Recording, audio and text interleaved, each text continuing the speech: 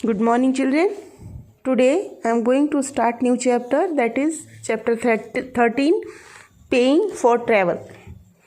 As times have changed, we use various means of transport to move from one place to another. There are different means of transport: land transport, water transport and air transport. We use means of transport like scooters, cars, bicycles, motorcycles, etc. for personal convenience. These are called private means of transport.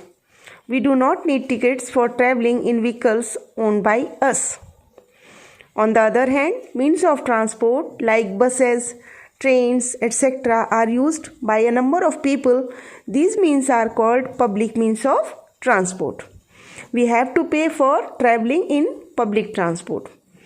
जैसे जैसे समय बदला वैसे वैसे means of transport का use होने लगा, लोग यूज़ करने लगे एक जगह से दूसरी जगह जाने के लिए। अर्लियर टाइम पे क्या होता था, जब व्हील का इन्वेंशन नहीं हुआ था उस टाइम पे लोग ऑन फुट ट्रैवल करते थे या फिर एनिमल राइड करते थे, राइट। फिर जैसे जैसे व्हील का इन्वेंशन हुआ उसके बाद एक बहुत बड़ा रेवोल्यूशन आ गया और बहुत सारे मीन्स ऑफ ट्रांसपोर्ट आ गए हमारे कन्वीनियंस के लिए। तो ये अब हमारे पास डिफरेंट मीन्स ऑफ ट्रांसपोर्ट है, जैसे कि land transport, water transport and air transport. हम अलग अलग मीन्स ऑफ ट्रांसपोर्ट यूज़ करते हैं, जैसे कि scooters, cars, bicycles, motorcycles etcetera अपने पर्सनल कन्वीनियंस के लिए। ये means of transport private means of transport कहलाते हैं। इनके लिए हमें किसी टिकट की ज़रूरत नहीं होती या फिर पे करने की ज़रूरत नहीं होती है, क्योंकि ये हमारे अपने प्राइवेट मीन्स ऑफ ट्रांसपोर्ट है। उधर दूसरी तरफ मीन्स ऑफ ट्रांसपोर्ट जैसे कि बसेस, ट्रेन्स एट्सेट्रा, ये बहुत सारे लोग यूज़ करते हैं, इसलिए इनको पब्लिक मीन्स ऑफ ट्रांसपोर्ट कहा जाता है। इसके लिए हमें पे करना पड़ता है पब्लिक ट्रांसपोर्ट में ट्रैवल करने के लिए। जैसे कि आप बस में जाते हैं तो टिकट कंडक्टर आपको टिकट देते हैं, उसके बदले में पे करना पड़ता है। ऑटो में जाते हैं, वो भी पब्लिक मीन्स ऑफ ट्रांसपोर्ट है, उसके लिए भी आपको पे करना होता है। एरोप्लेन, ट्रेन, सबकी टिकट आपको लेनी पड़ती है और उसके बदले में पे करना होता है, right.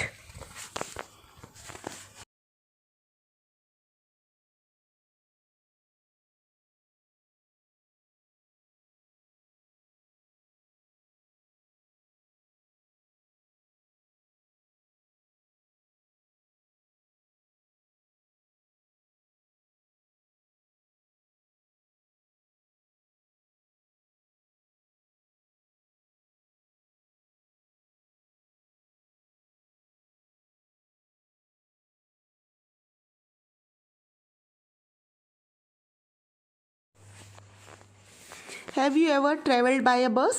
Who sells ticket in a bus? Yes, ma'am. There is a conductor in every bus. He sells tickets for the passengers traveling in the bus. Have you ever traveled by a train? Who checks the ticket in a train?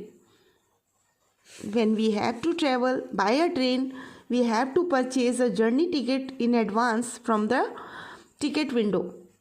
We have to show this ticket to the ticket checker called TTE when he asks us to do so.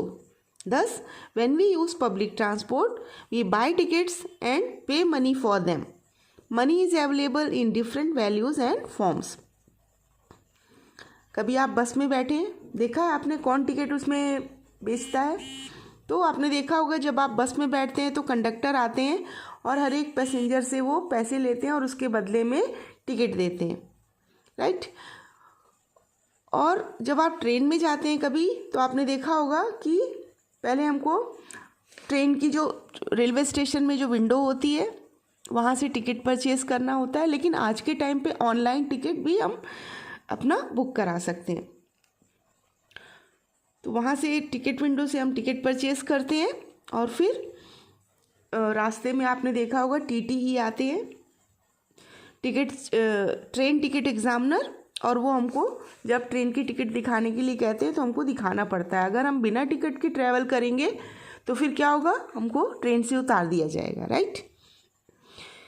इसीलिए जब हम public means of transport use करते हैं तो हमें ticket लेना बहुत ज़रूरी होता है और उसके लिए हमें मनी पे करनी होती है। और मनी जो है वो डिफरेंट वैल्यूज़ और डिफरेंट फॉर्म्स में मिलती है, कोई एक वैल्यू की मनी नहीं होती है। 5 रुपये होते हैं, 10 रुपये, 20 रुपये, 50 रुपये, है ना। तो अलग अलग फॉर्म में मनी और अलग अलग वैल्यू उसकी होती है, right. Earlier things were very cheap, so coins of lesser values were also available. Also they were different from the coins we use today. These coins are no longer in use that you are seeing in the picture. पहले ज़माने में चीज़ें सस्ती होती थी तो इसके लिए कम पैसे वाले कॉइन चलते थे। जैसे देख रहे हैं आप पिक्चर में दिया, 1 पैसा, 2 पैसा, 3 पैसा, 5 पैसा, 10 पैसा, 20 पैसा और 25 पैसा। लेकिन आज के टाइम पे इनका कोई यूज़ नहीं रह गया क्योंकि इतनी सस्ती कोई चीज़ होती ही नहीं है। तो आज के टाइम पे हमारे पास कौन कौन से कॉइन्स होते हैं? 5 रुपीज़, 10 रुपीज़ एंड जो नोट्स होते हैं, करेंसी नोट होते हैं, 50 रुपीज़, 100 रुपीज़, 500 रुपीज़, 2000 रुपीज़, है ना। तो आज के टाइम पे चीज़ें महंगी हो गई हैं, इसलिए जो वैल्यू है वो भी महंगी हो गई है। किसकी?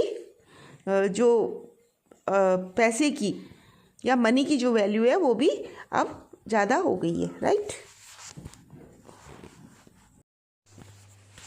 Do you know mint is the place where coins are made.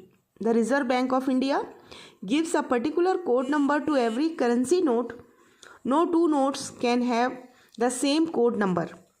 Sample of a note consists of a code number, signature of the government and national emblem.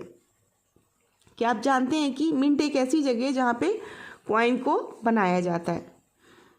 Reserve Bank of India ने एक particular code दिया हुआ, हर एक currency note के ऊपर आप देख सकते हैं कि एक पर्टिकुलर कोड दिया होता है, वो किसी दूसरे नोट पे आपको नहीं मिलेगा। और जो सैंपल होता है नोट का, उसमें क्या क्या चीज़ें होती है देखा है आपने? Signature of the government, code number and national emblem उसमें अपना बना रहता है। The hobby of collecting coins is called numismatics. बहुत लोगों की हॉबी होती है कॉइन कलेक्ट करने की और उसको क्या कहते हैं? Numismatics. Nowadays, people can reserve a railway or aeroplane ticket on the internet by sitting at home. In office, it is a very convenient way to getting tickets. आज के टाइम पे लोग अपना रेलवे या फिर एयरप्लेन का ticket घर पे बैठ के या फिर ऑफिस में बैठ के बुक करा सकते हैं और ये एक बहुत कन्वीनियंट तरीका है टिकट को बुक कराने का। इसके लिए एक लंबी लाइन नहीं लगानी पड़ेगी और घर बैठे ही हम अपना टिकट बुक करा सकते हैं।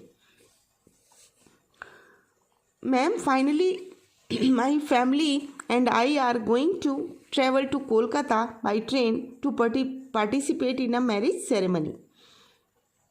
Have you bought tickets, railway ticket or reserve your seats in the train?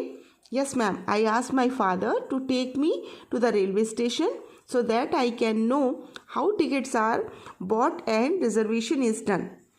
That's great idea. Wish you a happy journey. So this chapter is over now. I hope you understood it. Okay.